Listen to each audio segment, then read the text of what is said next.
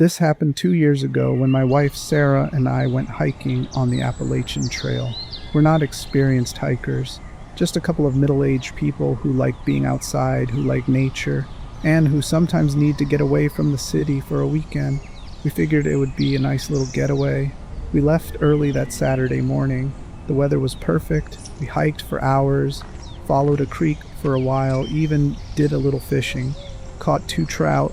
Sarah kept taking pictures, and I was just enjoying the fact that for once I wasn't looking at my phone. But we went a lot farther than we planned. Time got away from us. By the time we realized how far we'd come, the sun was already starting to go down. We were still at least 3 hours from where we'd parked the car. Light was fading fast, and the trail was getting harder to see. Sarah said, "We need to find somewhere to stop." She was trying to stay calm, but I could hear the worry in her voice. That's when we saw it. A cabin, about 50 yards off the trail, tucked back in the trees. Old log cabin. Looked like it had been sitting there since the 70s or 80s. Part of the roof was sagging. Windows were broken, but at least it had a roof. I said, "I don't know. This place doesn't feel right." Sarah looked at me. "John, it's getting dark. I'm not hiking 3 hours in the pitch black." She was right. We walked up to the cabin. The front door was half open. Inside, everything was covered in dust and dead leaves. But in the corner of the main room, there were mannequins, life-size, 5 or 6 of them, just standing against the wall. Some were wearing old, rotting clothes. One had a wig on, and their faces were way too realistic. Sarah said quietly, "That's weird." I said, "Yeah, really weird." But by then, it was almost completely dark outside. We didn't have a lot of options. We found a bedroom in the back that was a little cleaner than the rest of the place. We cleared a spot on the floor and laid out our sleeping bags. But I kept looking back at those mannequins. Something about them just felt off. I couldn't stop wondering why anyone would leave them out here. We tried to eat the granola bars we'd brought. Neither of us had much of an appetite. There was a strange smell in the cabin. It wasn't mold or rot, something else. Almost sweet, but wrong somehow. Around 11, we finally tried to sleep. I was exhausted, so I went under pretty quick. Sometime around 2 in the morning, I woke up suddenly. I don't know why. I just opened my eyes. Something felt wrong. The room was almost pitch black, just a little moonlight coming through the broken window. I looked over at Sarah, and my breath stopped. Something was leaning over her. Man. At least that's what I thought at first. But maybe it wasn't a man at all. It was tall. If it stood up straight, it would have been close to 7 feet. Long, tangled hair hanging down. In the moonlight, its skin looked gray, with dirt caked on it. It was touching Sarah's hair, slowly, stroking it, very gently, the way you'd pet a cat. Then it leaned down and smelled her hair. I just froze. I couldn't figure out what to do. In its other hand, it was holding something. At first, I couldn't tell what it was. Then I saw it. Lipstick. It was slowly putting lipstick on Sarah's lips, while she was still deeply asleep, like it was getting a doll ready. I didn't think.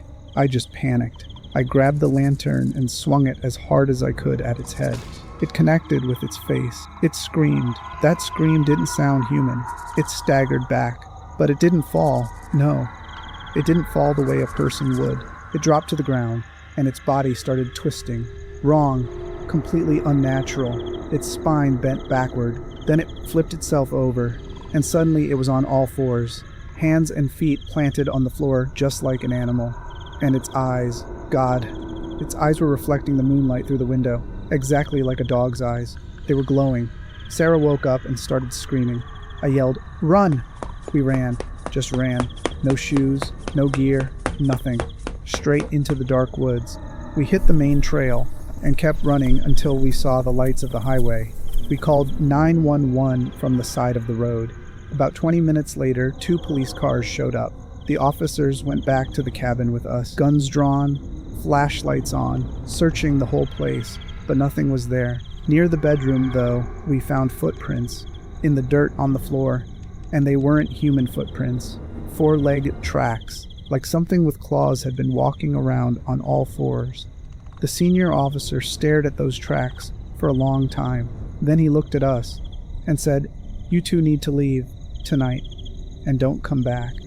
Sarah asked in a shaky voice, "What was that thing?" The officer was quiet for a few seconds. Then he said softly, "You're not the first people something like this has happened to out here." He told us hikers had been going missing. Then he mentioned something from 2012. A park ranger had disappeared in the same area. 3 days later, they found his body tied to a tree about half a mile from the cabin. The officer looked back at the cabin. Then he said, "Locals have a name for this place, Crawling Hollow.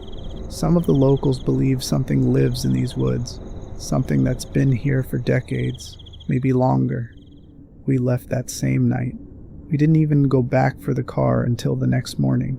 Sarah still doesn't like it when I tell this story. She says it gives her nightmares, but sometimes, late at night, when the house is completely quiet and the floorboards creak a little, my mind goes right back to that cabin, to that thing leaning over Sarah in the dark, and I ask myself, is it still out there in those woods, still playing with its dolls?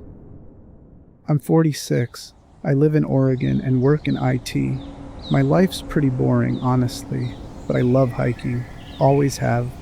It's just a good way to get out of my head and away from a screen for a while. I've got this German shepherd named Bear. He's 8 years old. Been hiking with me since he was a pup. Knows the trails better than I do.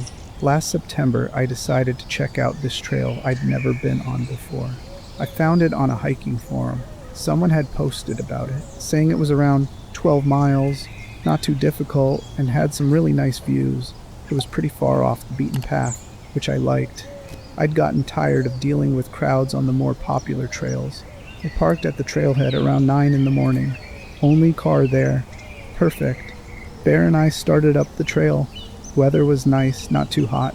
Trail was well maintained for the first couple miles. Then it started getting narrower, more overgrown.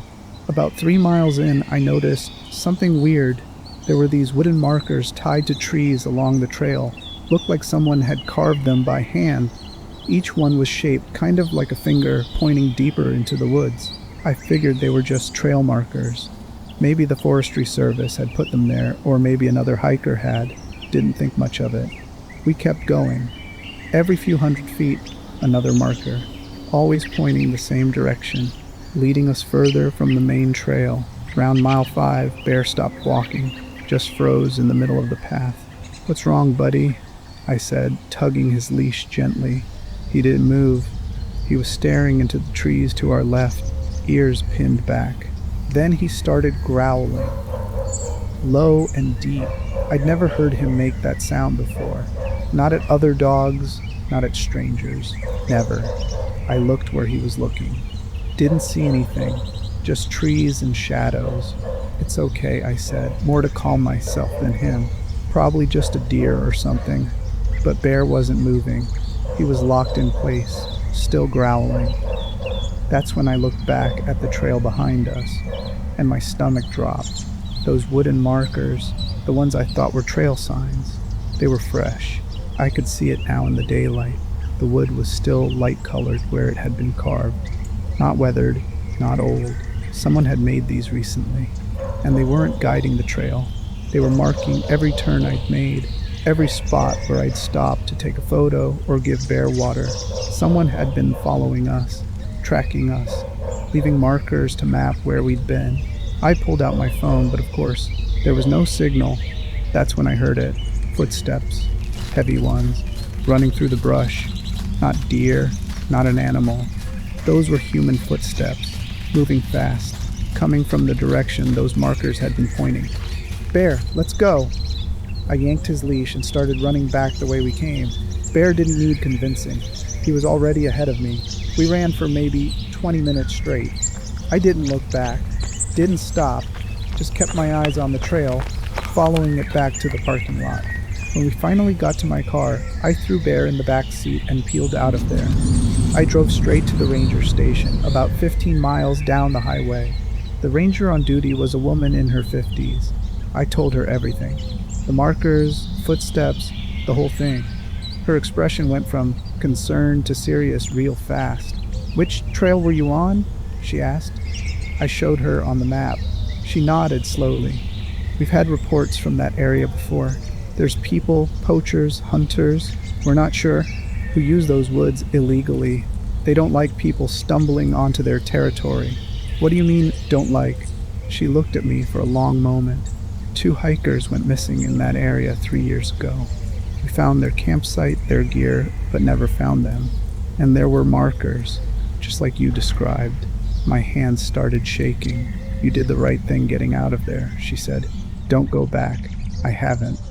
But sometimes when I'm hiking other trails with Bear, I'll see a stick on the ground shaped a little too much like a finger. And I wonder if whoever was out there that day is still in those woods, still tracking, still waiting for someone to follow those markers a little too far.